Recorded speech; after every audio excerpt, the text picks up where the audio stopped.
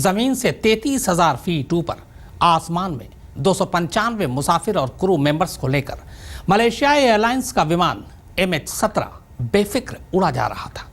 ऊंचाई, रफ्तार और मौसम सब कुछ ठीक था कि तभी 33,000 फीट नीचे जमीन पर बैठे कुछ लोगों की नजर उस विमान पर पड़ती है। इसके बाद वो अचानक एक मिसाइल का रुख विमान की तरफ मोड़ देते हैं और मिसाइल दग जाती है। इसके साथ ही 295 मुसाफिरों पर आसमान टूट पड़ता है।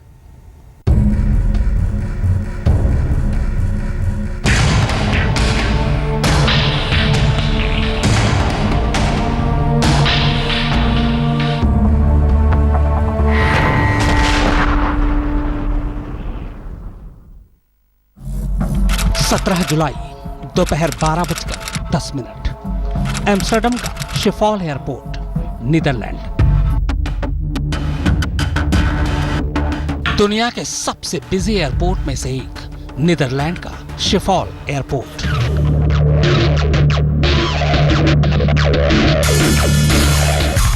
एयरपोर्ट के रनवे नंबर 3 से मलेशियाई एयरलाइंस का बोइंग 777 MH17 उड़ान भरने को पूरी तरह से तैयार थी।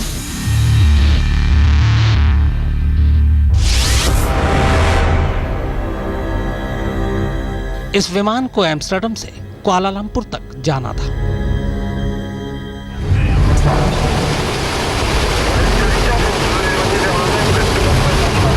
विमान में 15 क्रू मेंबर समेत कुल 295 मुसाफिर सवार थे। इनमें 80 तो अकेले बच्चे थे।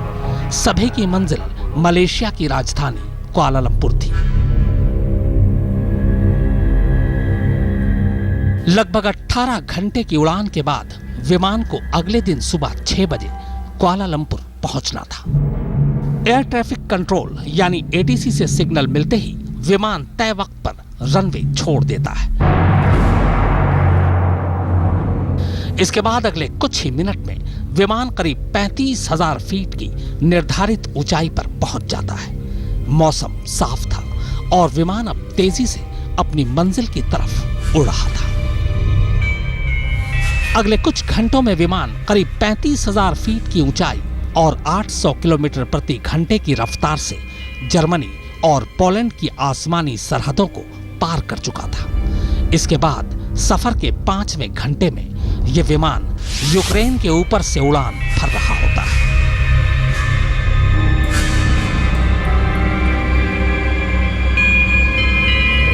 यूक्रेन में विरोधियों और सरकार के बीच पिछले काफी समय से जंग जैसे हालात हैं और इस जंग में एक पक्ष बना हुआ है रूस।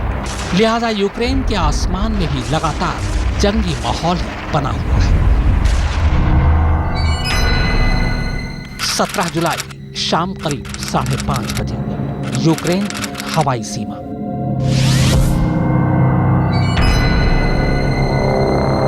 यूक्रेन की हवाई सीमा में दाखिल होने तक अब भी सब कुछ ठीक था। विमान तय वक्त और सही रफ्तार पर तेजी से अपनी मंजिल की तरफ बढ़ रहा था। मगर विमान जैसे ही यूक्रेन और रूस की हवाई सीमा के करीब पहुंचता है, अचानक जमीन से गाइडेड एक मिसाइल 33,000 फीट की ऊंचाई पर उड़ रहे विमान को अपना निशाना बना लेता है। मिसाइल जैसे ही विमान से टकराता है, पूरा विमान आग के गोले में तब्दील हो जाता है। मिसाइल ने हवा में ही विमान के चीथड़े उड़ा दिए थे। इसके बाद लगभग 15 किलोमीटर के दायरे में विमान, उसका मलबा और विमान में सवार 295 मुसाफिरों की लाशें 33,000 फीट की ऊंचाई से गिरते हुए नीचे जमीन पर बिखर जाती हैं। उधर जैसे ही मिसाइल विमान से टकराता है, एक झटके में एयर ट्रैफिक कंट्रोल से विमान का संपर्क टूट जाता है।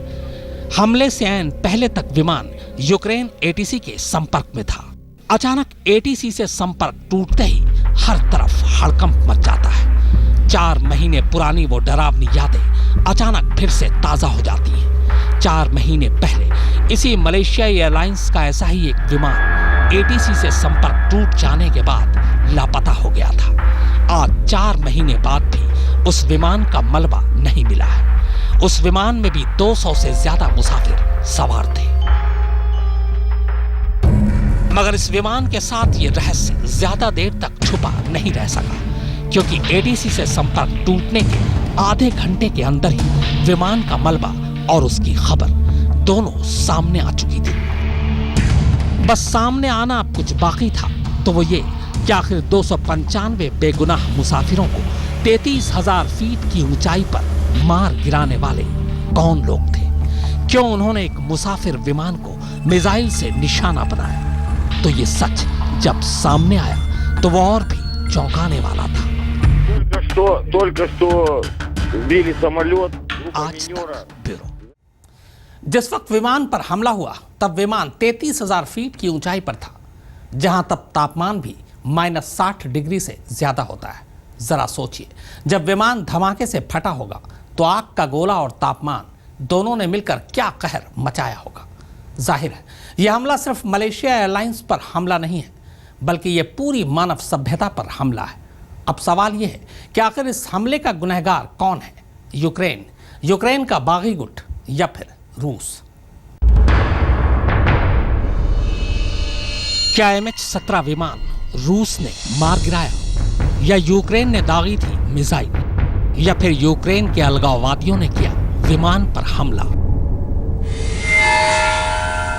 मलेशियाई एयरलाइंस में सवार 295 बेगुनाह मुसाफिरों की मौत का जिम्मेदार इन्हीं तीनों में से कोई एक है। इतना ही नहीं, यह भी करीब करीब साफ हो गया है कि इन तीनों में से जिसने भी विमान को मार गिराया है उसने गलती से ऐसा किया। दरअसल वो MH17 विमान को जंगी विमान समझ बैठे थे। यूक्रेन की सिक्योरिटी एजेंसी ने एक फोन कॉल की रिकॉर्डिंग जारी करके इस सच को बेनकाब कर दिया है कि विमान किसी हादसे का शिकार नहीं हुआ, बल्कि उसे मिसाइल से ही मार गिराया गया है।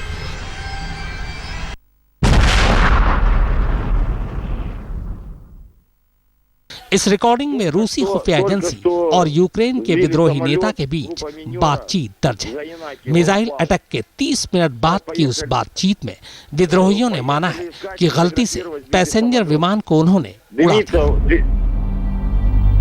हमने अभी एक विमान मार गिराया है। ये दोनेत्स्क के पास गिरा है। पायलट्स कहाँ हैं? विमान को तलाशने और तस्वीरें लेने गया है। वहां धुआं उठ रहा है। कितनी देर पहले हुआ? करीब 30 मिनट पहले। यूक्रेन सरकार का कहना है कि यह हमला दरअसल इन आतंकवादियों ने BUK लॉन्चर से दागे गए एक मिसाइल से किया है, जिसने इस हवाई जहाज को 33,000 फीट की ऊंचाई पर अपना निशाना बनाया। यूक्रेन की सिक्योरिटी एजेंसी ने बाद में एक और फोन कॉल की भी रिकॉर्डिंग जारी की। इस इंटरसेप्ट में 2 आतंकवादी बाकायदा एक दूसरे से बातचीत के दौरान पैसेंजर प्लेन मार गिराने की बात कबूल रहे थे। ये बातचीत मेजर और ग्रीक नाम के 2 अलगाववादियों के दरमियान हादसे के ठीक 40 मिनट बाद हुई थी। प्लेन हवा में ही बिखर गया। उसमें 200 मुसाफिर थे। ठीक है, वहाँ क्या मिला है? 100% ये पैसेंजर एयरक्राफ्ट था। क्या वहाँ बहुत लोग हैं? पूरा मलबा बिखरा पड़ा है। कोई डॉक्यूमेंट्स तो नहीं है? हाँ, इंडोनेशिया के एक स्टूडेंट का डॉक्यूमेंट। कहा गया था कि ट्रांसपोर्ट प्लेन है, लेकिन इसमें तो मलेशियन एयरलाइंस लिखा है। फिर ये यूक्रेनियन एरिया में क्या कर रहा था? उसे तो यहाँ नहीं होना चाहिए था। ये तो जंग हो रही है।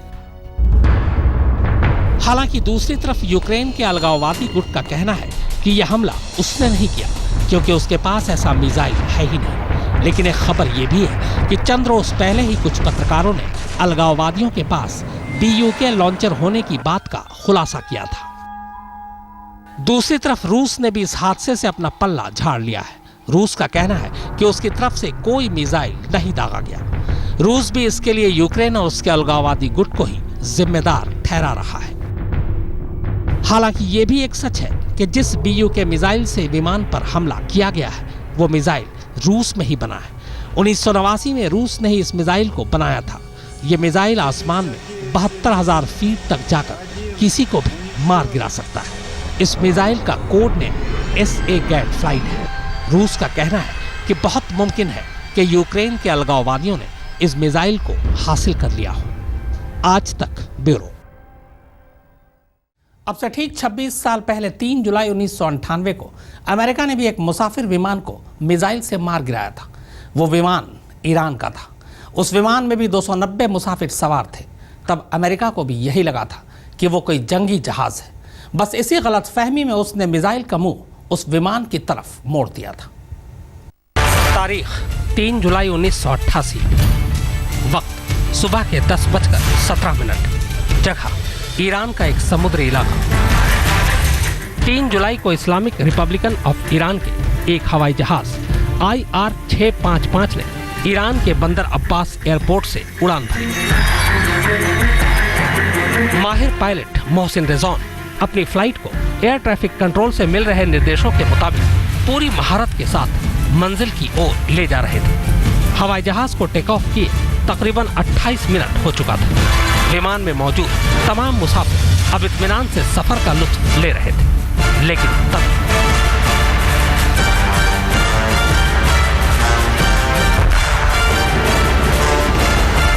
एक जोरदार धमाके के साथ 16 क्रू मेंबरों समेत 290 मुसाफिरों को ले जा रहा ये विशाल हवाई जहाज आग के भयानक गोले में तब्दील हो गया। जहाज का मलबा और लाशें चारों तरफ खाड़ी में बिखर चुके थे। पूरी दुनिया में यह अपनी तरह का 7वां सबसे खौफनाक हवाई हादसा था। लेकिन यह हादसा जहाज को उड़ाने वाले किसी क्रू मेंबर या फिर ATC स्टाफ की गलती से नहीं, बल्कि अमेरिकी सैनिकों की जरा सी लापरवाही की वजह से हुआ था। दरअसल इस यात्री विमान को अरब सागर में मौजूद अमेरिका के जंगी जहाज USS वेंसलेस ने दुश्मन का लड़ाकू विमान F-14 टॉमकैट फाइटर समझ लिया और बस बिना कुछ सोचे समझे मिसाइलों का मुंह इस विमान की तरफ मोड़ दिया। पलक झपकते ही ये गाइडेड मिसाइलें इराकी एयरबेस A-320 से जा टकराई। अरब सागर के स्ट्रेट ऑफ होर्मुज़ इलाके में अमेरिका का लड़ाकू जहाज USS वेंसलेस उस वक्त अपनी स्कॉट ड्यूटी पूरी कर वापस लौट रहा था। तभी अमेरिका के एक जंगी हेलीकॉप्टर को ईरान की नौसेना से चेतावनी मिली। बदले में USS वेंसलेस ने ईरान के छोटे गनबोट्स पर धावा बोल दिया। बदनसीबी से तभी ये ईरानी यात्री विमान स्ट्रेट ऑफ होर्मुज़ के ऊपर से गुजर रहा था। फिर क्या था, अमेरिकी सैनिकों ने उसे ही अपना निशाना बना लिया।